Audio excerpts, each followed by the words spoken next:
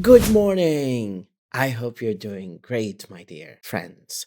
A young mouse in search of adventure was running along a bank of a pond where lived a frog. When the frog saw the mouse, he swam to the bank and croaked. The frog said, "Won't you pay me a visit? I can promise you a good time if you do." The mouse did not need much coaxing, for he was so much anxious to see the world and everything in it. But though he could swim a little, he couldn't dare going into the pond without some help.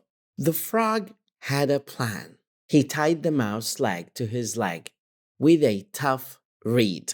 Then into the pond he jumped, dragging his foolish companion with him. The mouse soon had enough of it and wanted to return back to the shore. But the treacherous frog had other plans. He pulled the mouse down under the water and drowned him. But before he could untie the reed that bound him to the dead mouse, a hawk came sailing over the pond.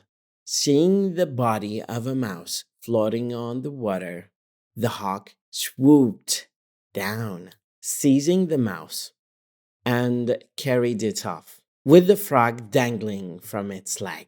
Thus, at one swoop, he had both caught meat and fish for his dinner. The moral lesson of this story, my friends: those who seek to harm others often come to harm themselves through their own deceit.